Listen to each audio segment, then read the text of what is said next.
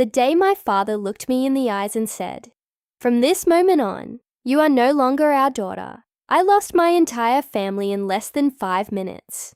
10 years later, the same mother who never called, never apologized, and never cared, appeared on my doorstep with a demand so unbelievable that I almost laughed before I realized she was completely serious. My name is Emily Carter, and if you had asked me at 25 what hurt more, losing the love of my parents, or realizing they had never truly loved me the way I believed, I wouldn't have known how to answer. Back then, I thought families argued, forgave each other, and eventually found their way back together. I believed love was stronger than prejudice.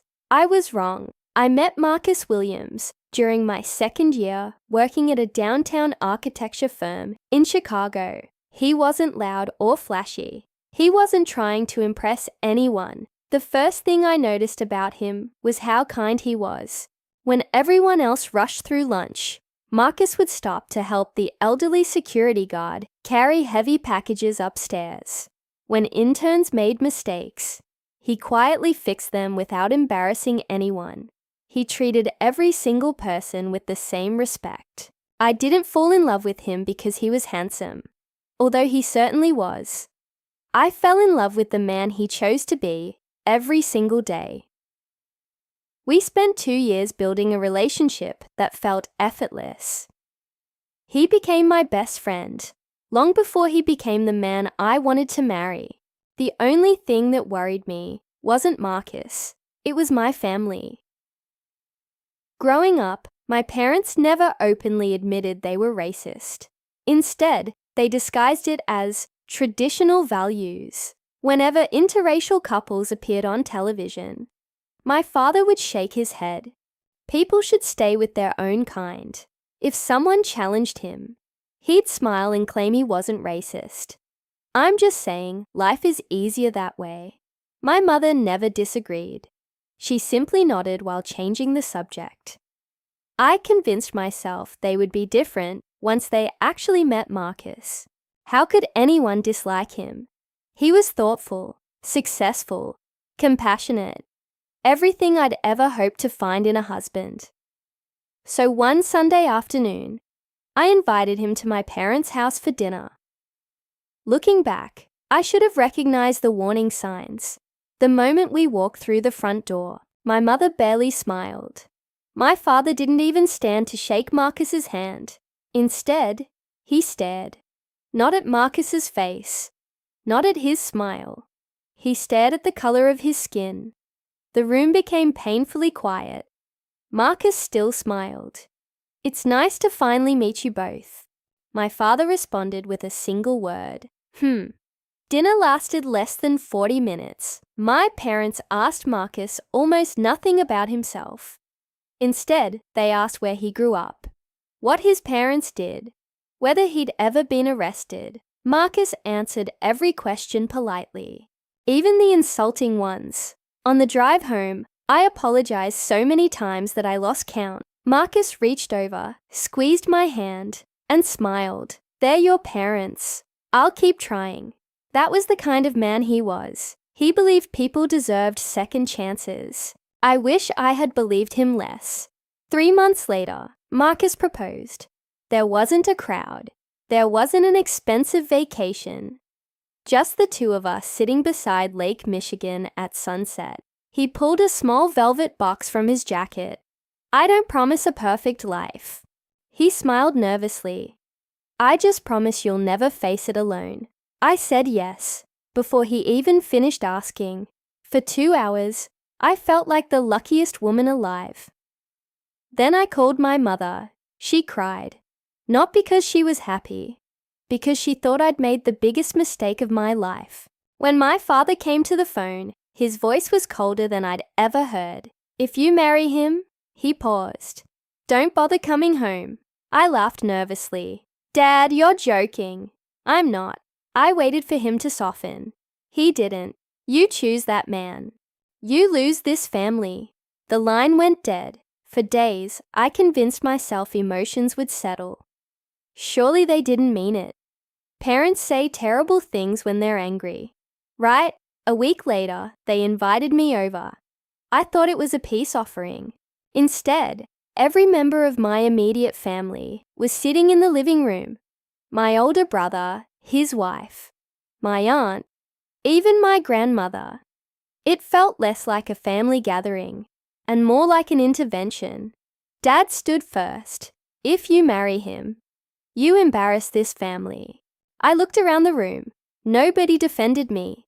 Nobody defended Marcus. My brother crossed his arms. You could have anyone. Why choose him? I stared. What exactly are you saying? No one answered directly. They didn't have to. I already knew. I stood up. I love him. Dad's face hardened. Then you're no daughter of mine. Mom quietly slid an envelope across the coffee table. Inside was every childhood photograph they'd kept of me. School pictures, birthday cards, Christmas ornaments wrapped in newspaper. My mother whispered, almost emotionlessly, "Take your things." It felt as though I'd died, while still breathing. I walked out carrying a cardboard box instead of a family. Marcus met me outside. He didn't ask questions. He simply wrapped his arms around me, while I cried so hard I could barely stand. 2 months later, we got married. His parents filled the front row. Mine left their seats permanently empty. The wedding photographer quietly asked if we wanted to remove the reserved signs. I nodded. I couldn't even speak. After the ceremony, Marcus's mother hugged me tightly. You didn't lose a family today. You gained one. For the first time in months, I believed her. Life wasn't easy afterward. Without my parents' support, every milestone became harder. We bought our first tiny house with savings and endless overtime. Marcus worked weekends. I accepted freelance design jobs late into the night. There were months we lived on pasta and canned soup because every extra dollar went toward our future. But we were happy, not because life was perfect, because we were building it together. Then our daughter Ava was born. The first time Marcus held her, tears rolled down his face. She's perfect. He kissed her tiny forehead. I'll spend the rest of my life making sure she never doubts she's loved. Hearing those words, I realized something heartbreaking. He'd already become the parent I'd spent my whole life wishing I'd had. Years passed. Marcus started his own engineering company. Against every prediction, it succeeded. Then it grew. Then it exploded. By our 10th anniversary, the little company operating from our garage had become one of the fastest growing engineering firms in the state. Our lives changed. The tiny starter home became a beautiful house. Vacations replaced overtime. Financial stress became financial freedom. But one thing never changed. No birthday cards. No Christmas calls. No apologies. Not once. It was as if my family had erased me completely. Eventually, I stopped expecting them. Then, on an ordinary Tuesday morning, while I was helping Ava finish her homework before school, our doorbell rang. I wasn't expecting anyone. When I opened the front door, every bit of color drained from my face. Standing on my porch, holding an expensive leather handbag, as though 10 years had never happened, was my mother. She smiled. Not warmly, not regretfully, almost confidently. Then she looked past me toward our beautiful home and said the first words she'd spoken to me in an entire decade. I think it's time you helped your real family. My heart stopped because something in her eyes told me she hadn't come to apologize. She had come to collect. For a few seconds, I couldn't speak. The woman standing on my porch looked older than I remembered. Fine lines framed her eyes, and streaks of gray had replaced the chestnut hair she used to spend hours coloring. But there was one thing that hadn't changed. Her expression. She still carried herself as though she had every right to decide what my life should look like. She looked over my shoulder into our foyer, taking in the crystal chandelier, the polished hardwood floors, and the grand staircase. Her eyes lingered on everything, not on me, not on her granddaughter she had never met, on the house. She smiled faintly. "You've done well." There wasn't an ounce of pride in her voice, only calculation. I folded my arms. "What are you doing here?" She sighed dramatically, as if I were the difficult one. "Emily, aren't you going to invite your own mother inside? My mother disappeared 10 years ago." The smile disappeared. "You still haven't forgiven us." I actually laughed. The sound surprised even me. "Forgiven you? You told me I wasn't your daughter. You missed my wedding. You ignored the birth of your granddaughter. You never called. You never wrote. You never apologized." She shifted uncomfortably. "We all said things we regret." "No. You said exactly what you meant." Silence settled between us. Behind me, I heard tiny footsteps. "Daddy!" Ava called from the hallway. "Who's at the door?" My mother froze. A little girl, with curly dark hair and warm brown eyes, peeked around the corner. Marcus appeared behind her, resting one protective hand on her shoulder. The moment my mother's eyes landed on him, I watched years of buried prejudice flicker across her face before she forced an artificial smile. "Marcus." He nodded politely. "Mrs. Carter." "Not Mom. Not after what she'd done." She looked disappointed. "I've been hoping we'd all move past the past." Marcus looked at me before answering. "That depends. Has the past changed?" She ignored him. "I came because your brother needs help." There it was. Not an apology. Not reconciliation. A request. Actually, no. A demand. "My brother." "Yes. He's in trouble." "What kind of trouble?" She hesitated. "Financial." I waited. She continued. "The business failed. I thought he inherited Dad's construction company." "He did." "So?" "It collapsed." I remembered the day Dad proudly announced that my brother would inherit everything. The family legacy belongs with someone who understands our values. Apparently those values hadn't protected the company. "I'm sorry to hear that," she frowned. "That's all you have to say. What exactly were you expecting? You've become wealthy." "I've heard about Marcus." That made me pause. "You've heard?" She nodded. "People talk. I know he's one of the most successful engineers in the city." I felt my stomach tighten. They had been watching us. Maybe not closely, but enough. Enough to know when we became successful. Not enough to know our daughter's birthday. Not enough to know where we spent Christmas. Only enough to know our bank account had grown. She reached into her designer purse and pulled out a folder. "I've prepared everything." Prepared. She handed it toward me. I didn't take it. "What is it?" "A proposal." Marcus raised an eyebrow. "A proposal? Your brother only needs $2 million. I stared at her, then at Marcus, then back at her. "I'm sorry. I think I misheard you." She repeated herself calmly. $2 million as a family loan. I couldn't help it. I burst into laughter, not because it was funny, because it was unbelievable.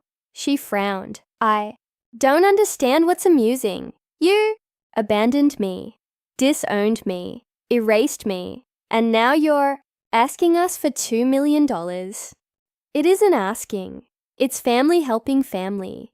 The irony hit so hard, it almost took my breath away. Marcus quietly stepped beside me. "You said family." She nodded. "Of course." He smiled politely. "Wasn't family when Emily married me." Her face stiffened. "That was a misunderstanding." "No. It was racism." The word landed like a hammer. She immediately looked offended. "We're not racist." Marcus remained perfectly calm. You refused to attend our wedding because I'm black. You disowned your daughter.